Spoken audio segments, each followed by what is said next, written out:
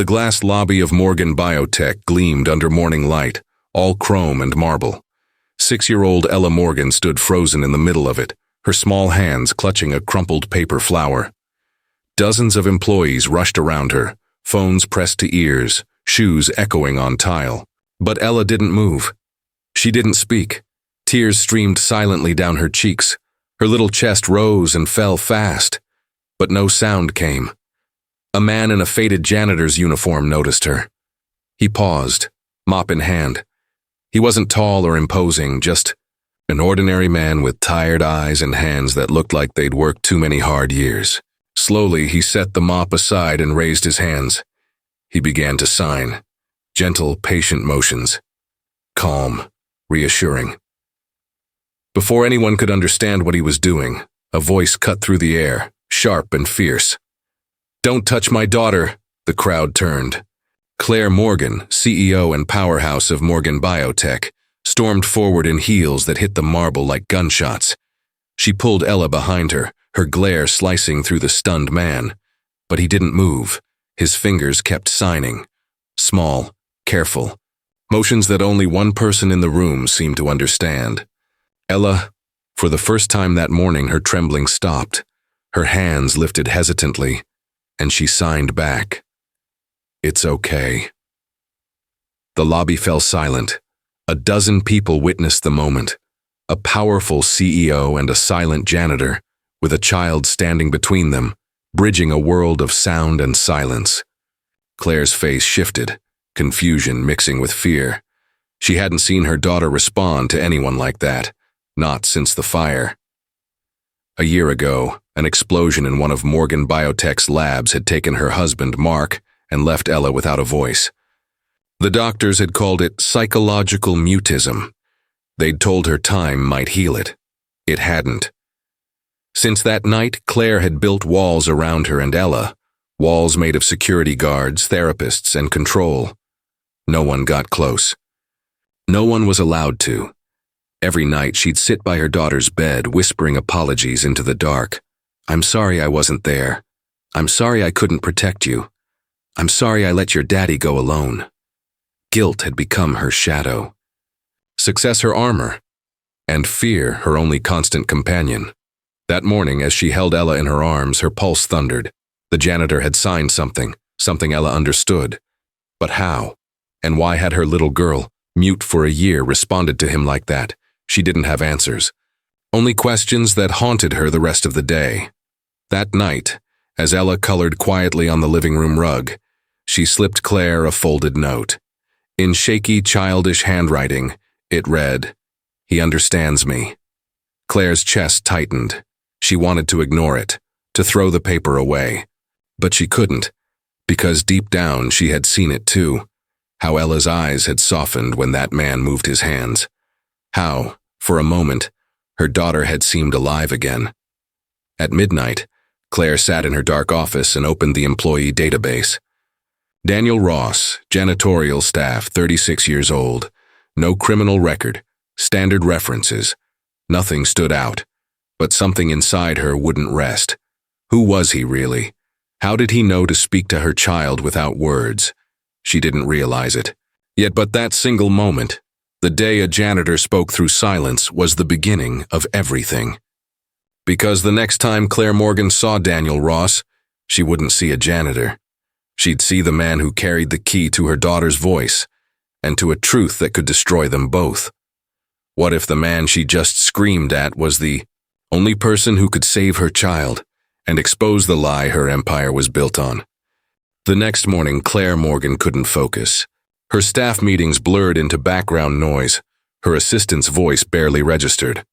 All she could see in her mind was that man's face, the janitor, his hands moving with purpose, his expression calm, patient. She told herself it was nothing. Coincidence, maybe. But deep down, she knew better. So when the office emptied for lunch, she locked her door and opened the company's security footage. There he was. The man in the gray uniform, mop in hand, stepping toward Ella. Not carelessly, but gently. The way he'd signed. It wasn't random. His movements were too precise, too fluent. Claire rewound the footage, frame by frame, until she caught something strange. The signs he used weren't standard American Sign Language. They looked familiar, but different, specialized, modified. Claire leaned back, her pulse quickening. She'd spent months researching therapies for trauma-induced mutism, desperate to help Ella.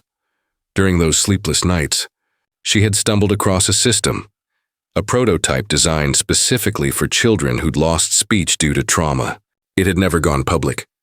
The project had been called SignSense 1. She froze. The name flickered in her memory like a ghost from a forgotten dream. Quickly, she ran another search. The system's creator, Daniel Ross. Her fingers trembled on the keyboard. The janitor wasn't just fluent in that language. He had invented it. Claire opened another window, tracing through old news archives. It didn't take long to find them. Headlines from 5 years ago filled the screen. Tech innovator Daniel Ross loses everything after patent scandal. Speech tech visionary accused of fraud. Founder's wife dies by suicide amid corporate takeover. She read every line, each word painting a picture she didn't want to see. Daniel had once been a rising name in communication tech. He'd founded SignSense, a company developing AI software that could translate sign language into spoken words in real time. The technology was revolutionary, until Orion Systems, a powerful tech conglomerate, partnered with him, then stripped him of everything through a hidden clause in the contract. By the time the lawsuit ended, Daniel had lost his company, his savings, and his reputation. His wife, Grace, unable to bear the public humiliation, had taken her own life. He was left with an 8-year-old son and a broken future, and now he mopped floors in her building. Claire stared at the screen. Her breath caught.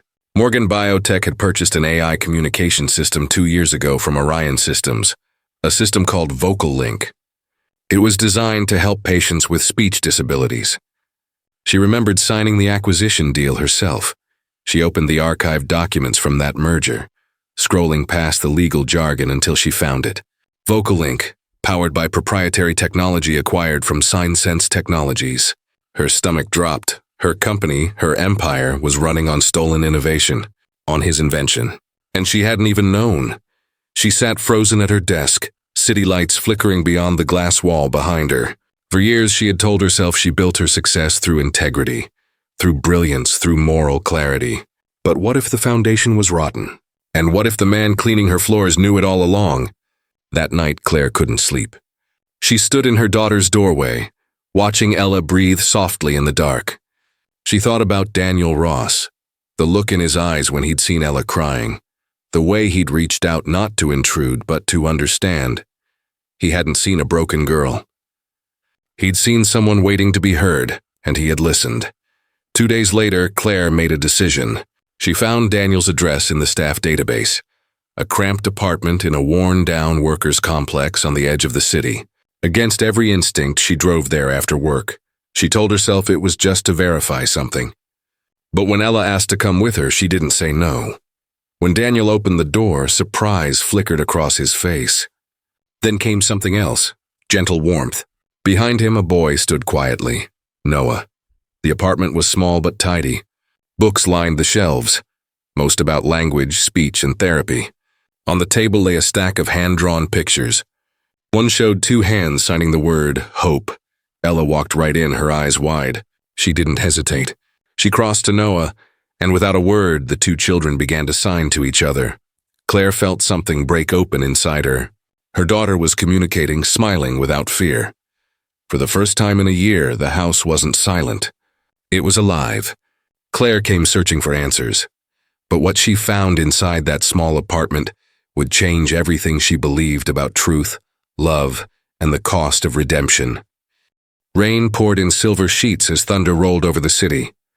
Inside the modest apartment, the lights flickered softly, shadows swaying across peeling walls. Claire Morgan sat stiffly on Daniel Ross's worn couch, her designer heels planted awkwardly on the faded rug. Across from her, Daniel moved quietly around the small kitchen. He poured soup into chipped bowls, potato and carrot, simple but warm. Noah and Ella sat on the floor, sketching shapes and words on paper, their hands dancing in fluent silence. Claire watched them, half amazed, half aching. Her daughter hadn't smiled like that in a year. "Thank you for the meal," she said softly. as Daniel set the bowls down. He nodded. "You're welcome." His voice was low, careful, as if unused to being heard. The rain drummed harder against the window. Daniel checked his phone. "The bridge is flooded," he said. "It happens when it rains like this. You might need to wait until it clears." Claire hesitated. The thought of staying made her uneasy, but when she looked at Ella, so at peace, drawing beside Noah, she couldn't bring herself to pull her away. "We'll wait," she said finally. Daniel smiled faintly, then joined her at the table. For a while, the only sound was rain and the faint laughter of two children rediscovering joy in silence. When the bowls were empty and the kids had drifted into sleep on the couch, wrapped in blankets, Claire found herself staring out the window beside him. The city lights blurred against the rain. She didn't know why she spoke, but the words came anyway. "My husband died in an explosion at one of our labs," she said quietly. "He was checking a prototype system. A malfunction triggered the fire. I was supposed to be there that day. I canceled last minute." Daniel didn't interrupt. He just listened. "She saw it happen," Claire continued, her voice trembling. "Ella was in the observation room. The blast, she hasn't spoken since. Not a single word." Silence filled the room, heavy but not uncomfortable. Finally, Daniel said, "I'm sorry." She looked at him, surprised by the sincerity in his tone. It wasn't pity, it was understanding. He set down his cup.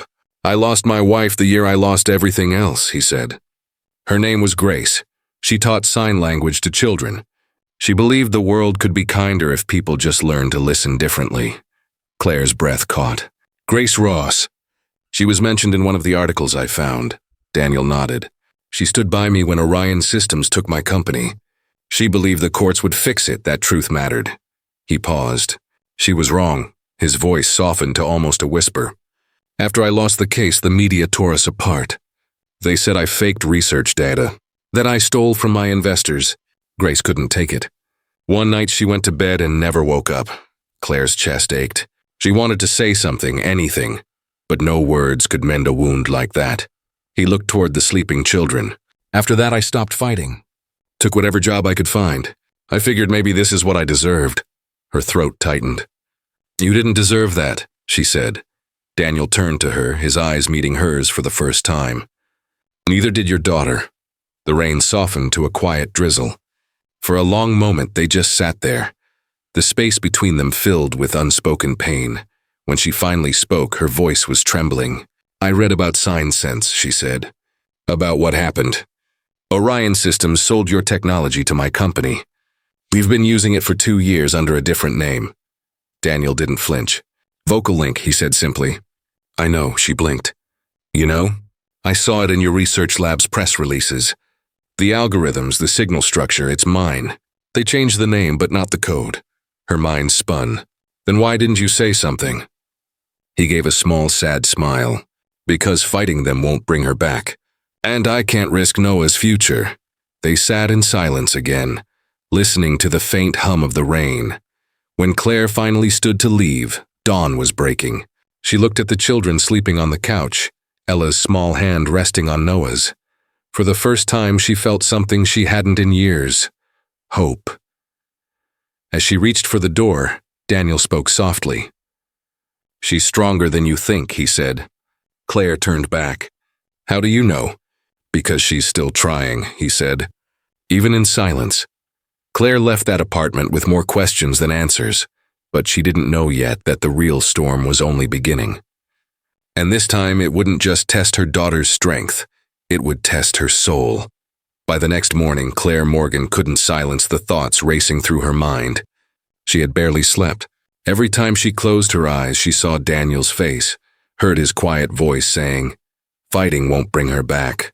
But she wasn't Daniel. She had built an empire by refusing to surrender. And now, that empire was shaking beneath her feet.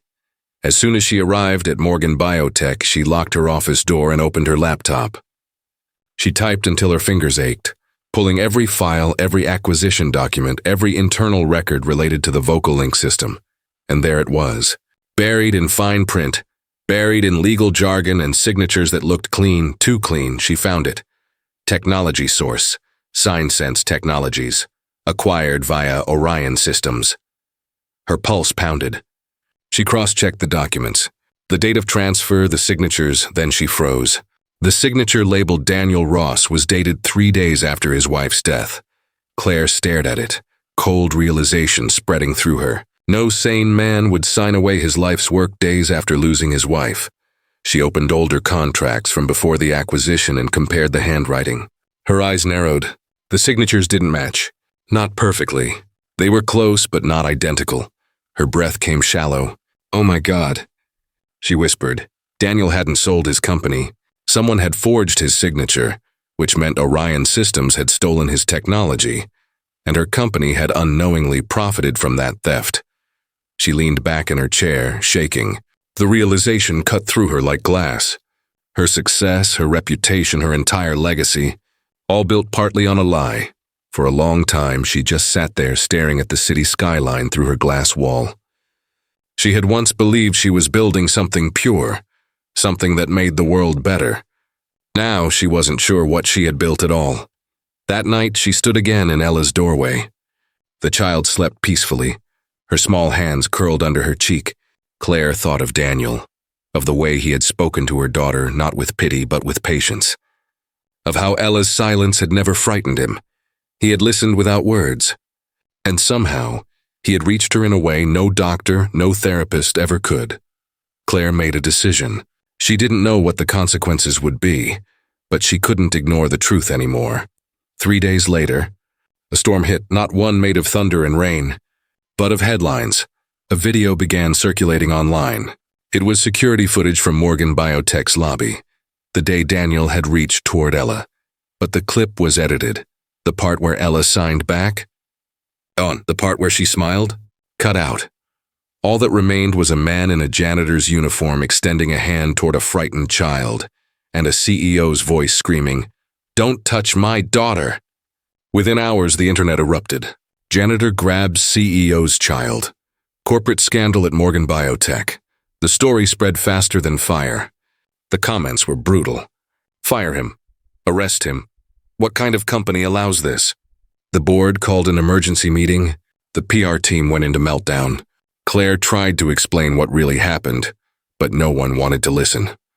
The footage was too powerful, the narrative too clean. They suspended Daniel immediately. Security escorted him out of the building.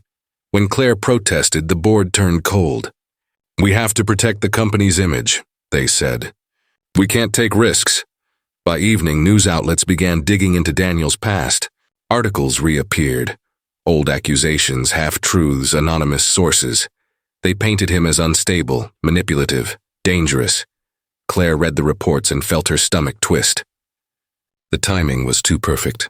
This wasn't coincidence. She called her head of security and ordered a trace. "Find out who accessed the lobby footage," she demanded. Hours later, the answer came. Contractor ID, registered to Orion Systems.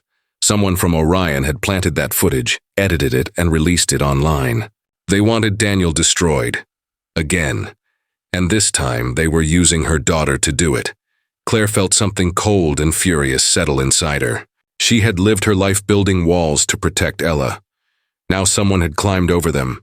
She stood at her office window, city lights flickering below, and whispered to herself, "They think I'll stay silent." They're wrong. The world had turned against Daniel, and Claire was next. But she was done being afraid.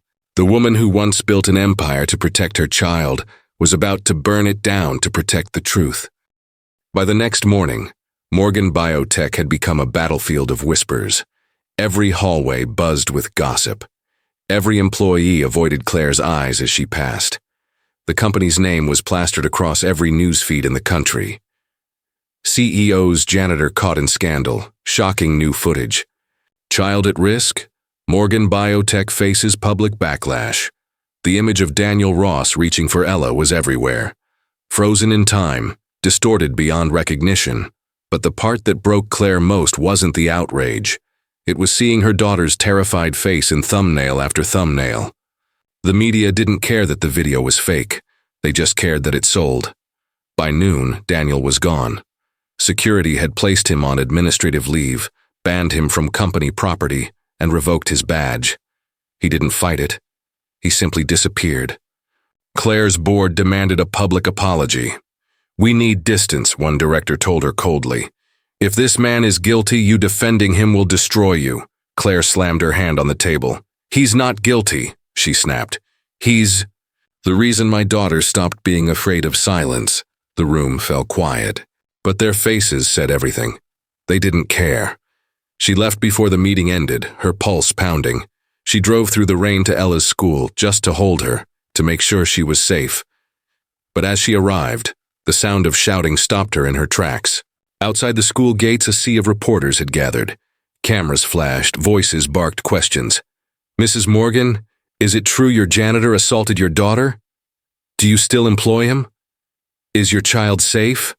Security held them back, but the damage was done. Through the crowd, Claire spotted Ella on the steps, small, shaking, her hands over her ears. Her body froze. She wanted to run to her, but traffic boxed her in. She could only watch, helpless, as her daughter trembled under the chaos. And then, out of nowhere, a figure appeared through the wall of photographers. Daniel. He didn't shout.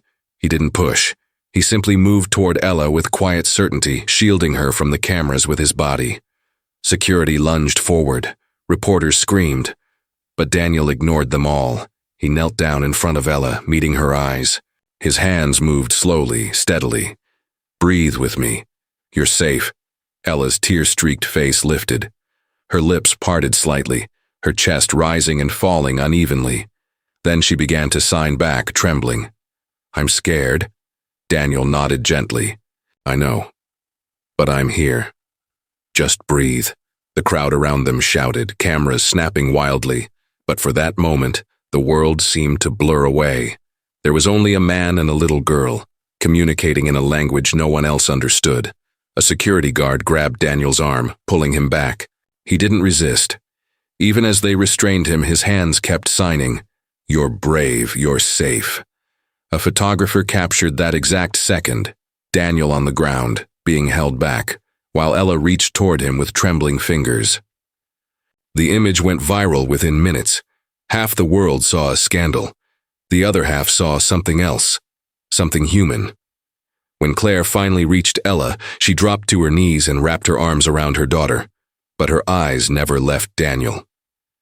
He looked calm, sad but not defeated. For a long moment they just stared at each other. Two parents bound by pain neither had asked for. Then Claire did something no one expected. In front of every camera, every reporter, every flashing light, she reached out her hand. Daniel hesitated, then took it. And Claire said, loud enough for the world to hear, "This man saved my daughter's life." The noise exploded around them. Questions, flashes, chaos. But she didn't care anymore. That night, she called an emergency meeting in her private office. Her security chief pulled the unedited lobby footage. Her legal team dug through old Orion contracts. Her IT division traced every upload, every leak, every anonymous news source. And when the results came in, her suspicions were confirmed. The man who had uploaded the viral video wore an Orion Systems contractor badge. The source of the research fraud articles? Also Orion. They had orchestrated everything, from the forged contracts 5 years ago to the media smear today. Their goal was simple: bury Daniel Ross and silence anyone who might expose the truth. Claire stood at the center of her office, staring at the evidence. It was bigger than her company now. It was a war, and she wasn't running anymore. They had tried to silence Daniel once, and now they were coming for her. But they had underestimated the one thing they couldn't control: a mother who had nothing left to lose. Rain streaked across the city once again, tracing silver veins down the windows of Morgan Biotech's tower.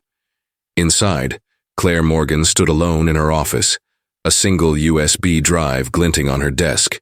It held everything: contracts, forged signatures, video evidence, all the proof she needed to destroy Orion Systems. And maybe her own career along with it. Her reflection stared back from the glass. The perfect CEO, polished, controlled, empty. She had spent years convincing herself she was protecting her daughter by building walls. But now she realized those same walls had protected the people destroying them. Claire took a deep breath and grabbed the drive. She didn't call security. She didn't call her board. She drove straight to the only person who deserved to see it first. Daniel Ross. When he opened the door to his small apartment, surprise flickered across his tired face. "You shouldn't be here," he said quietly. "People will twist it." "Let them," Claire replied, her tone sharp but trembling. She stepped inside and held out the USB drive. "Daniel," she said, her voice breaking, "you were set up. The video, the signatures, the scandal. They forged everything. Orion stole SignSense, then framed you again to keep you silent." He didn't move for a long moment. Then softly he said, "I know." She blinked. "You knew?" "I've known for years," he said, voice low. "But I can't fight them. I don't have the money, the power, or the lawyers. All I have is my son, and I won't risk losing him." Claire's jaw tightened. "Then let me fight for you." Daniel shook his head. "You'll lose everything." She met his eyes. "I already lost everything once. The moment I lost my husband, the moment my daughter stopped speaking. I'm not afraid of losing a title or a company." Rain dripped from her coat. Her hands were shaking, but her gaze was steady. "I just want to do what's right." Daniel looked at her for a long, silent beat. Then he whispered, "Why do you care so much?" Her throat tightened. "Because you saved my daughter, twice, and because the empire I built, what I was so proud of, is built on the ashes of your dream." He looked down, his hands curling slightly. "I never wanted revenge," he said quietly. "I just wanted peace. I wanted my son to grow up believing that silence isn't weakness." Claire's voice softened. "Then help me give him that. Help me fix what I broke." She turned to leave, but her phone suddenly rang. She hesitated, then answered. It was the hospital. Her face went pale. "Ella?" she breathed. The doctor's voice was urgent. "Your daughter's here, Ms. Morgan. Severe panic attack. She's hyperventilating and unresponsive." The phone almost slipped from her hand.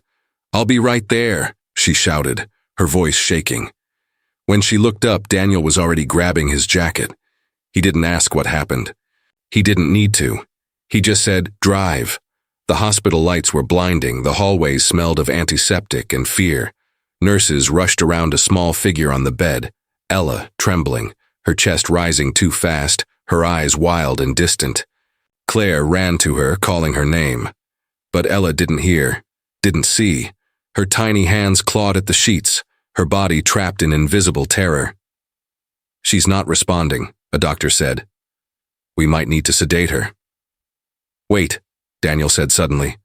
"Let me try." The doctor hesitated. "Sir." "1 minute," Daniel said firmly. He looked at Claire. "Trust me." Claire stepped back, tears spilling down her face. Daniel approached the bed slowly, not touching Ella, just kneeling beside her where she could see his hands. He began to sign. "You're safe. I'm here. Breathe with me." Ella's eyes flicked toward him, confused but aware. Her breathing was still shallow. He inhaled deeply, signing again. In and out, slowly. "You're safe." She followed, barely at first, then more steadily. Her chest began to rise and fall in rhythm with his. Her trembling slowed. Her eyes softened, and then with shaking hands she signed back. Scared. Daniel's reply was gentle. "I know. But you're strong. Stronger than you think." Tears streamed down Claire's face as she watched her daughter calm. Not from medicine, not from doctors, but from the same man the world had called dangerous. The monitor's beeping slowed. Ella's breathing steadied. She reached for Daniel's hand and held on tightly. For the first time in a year, Claire saw peace on her daughter's face. When it was over, Ella drifted into sleep. Daniel quietly stood and stepped aside. In the hallway, Claire broke down. He didn't speak, just stood near, silent, present. Finally, she whispered, "You did what no doctor could." Daniel shook his head. "Not me. Her. She just needed someone to listen with their hands." Claire's voice trembled. "Teach me," she said. "Teach me how to reach her." Daniel nodded once. "I will." And for the first time in years, Claire stopped pretending to be unbreakable. She stopped running from pain and turned to face it. She thought saving her daughter was the end of the story. But in truth, it was only the beginning of the fight that would decide not just their future, but the truth behind an empire built on silence. 2 weeks later, the world was watching Morgan Biotech again. But this time for a very different reason. The conference hall was packed wall to wall. Reporters, cameras, and board members filled every seat. The live broadcast ticker scrolled across every major network. Breaking CEO Claire Morgan.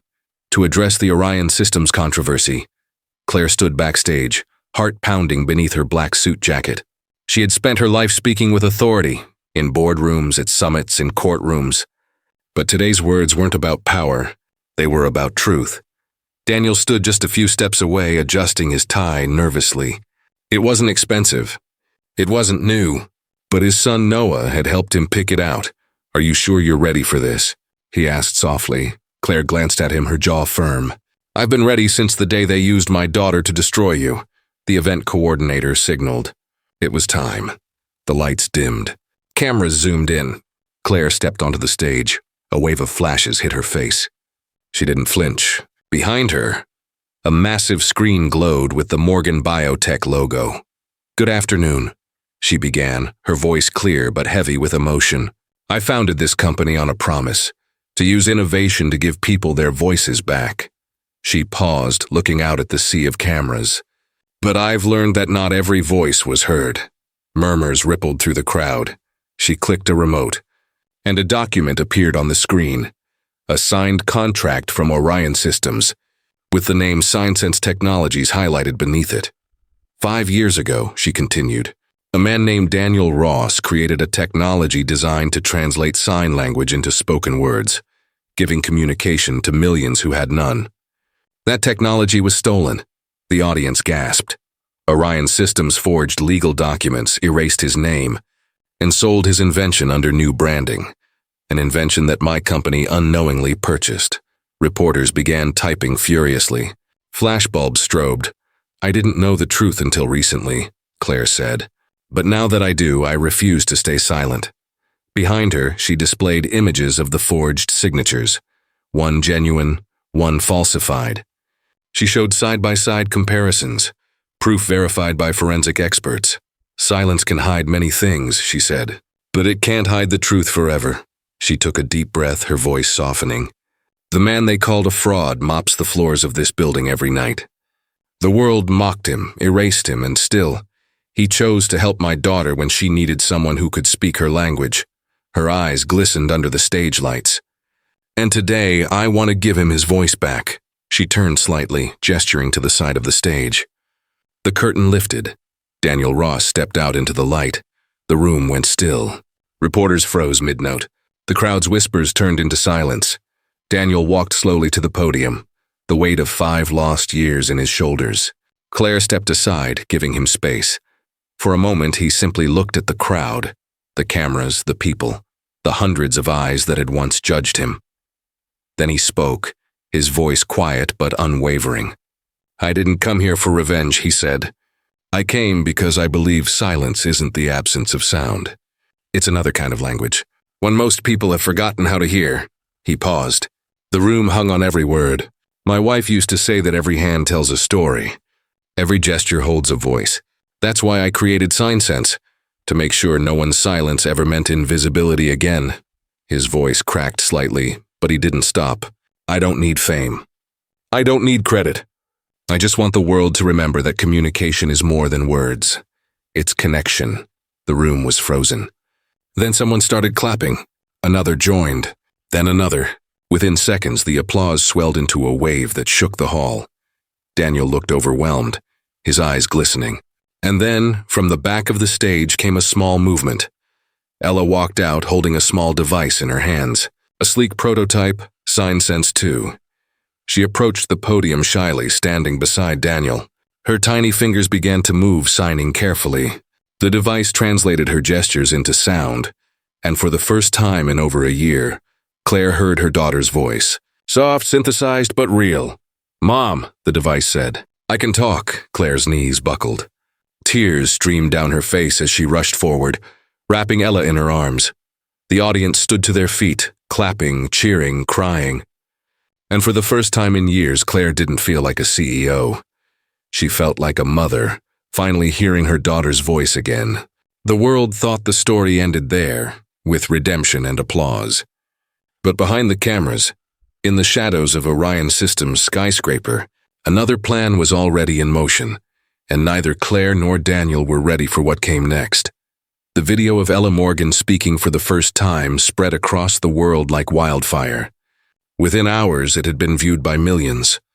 News outlets ran headlines like "The Girl Who Found Her Voice," "CEO Exposes Corporate Theft in Emotional Press Conference," "The Janitor Who Changed Everything." For once, the internet wasn't fueled by anger. It was moved by awe, and at the center of it all stood Claire Morgan, Daniel Ross, and a little girl who had proven that silence was never weakness. But as applause echoed around the world, there were still those who watched with fury. Inside a glass-walled office at Orion Systems, a group of executives sat around a conference table, the news feed reflecting in their eyes. "This isn't over," the CEO hissed. "She's just declared war," and war was exactly what followed. The next morning, Claire's legal team received a cease and desist order. Orion accused Morgan Biotech of defamation and breach of contract. But for the first time, Claire didn't flinch.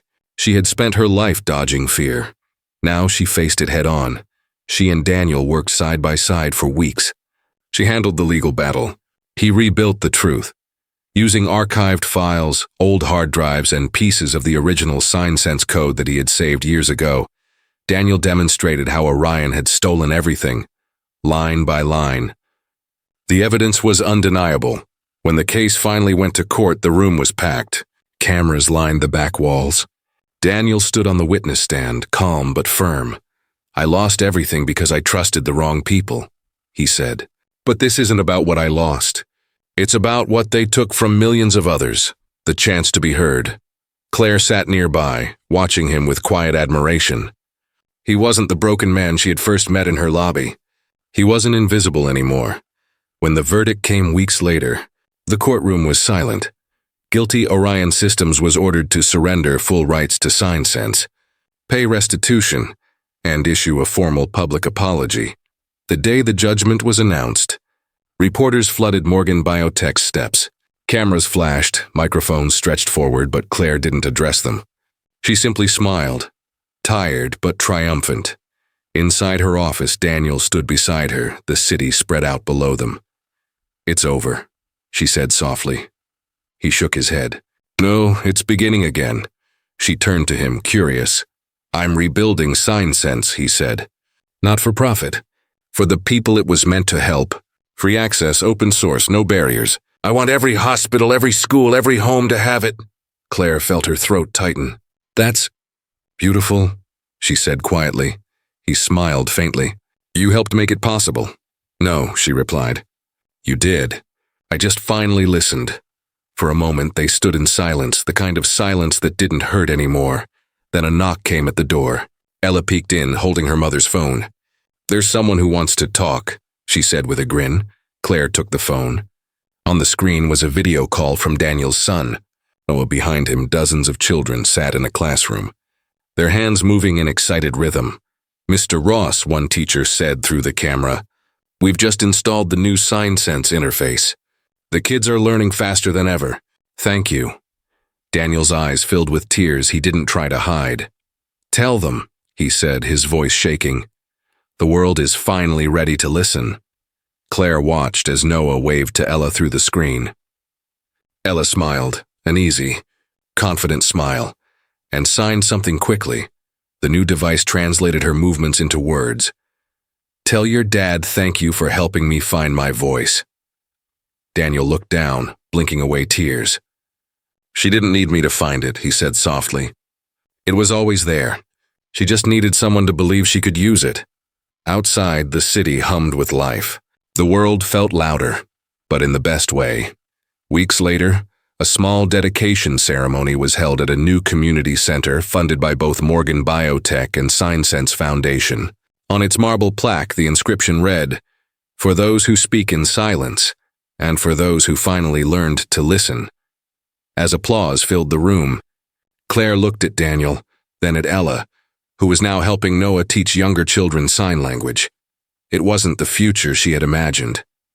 It was something better. She leaned close to Daniel and whispered, smiling, "After everything, what do we call this?"